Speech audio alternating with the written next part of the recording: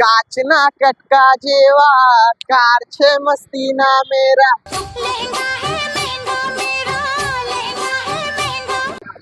આયા ક્યાં નબળા દેવા, મારે તો સસ્તા દેવા. એસી માં રહીને ચાલુ, મેં ભી તો ये भी सोचूं.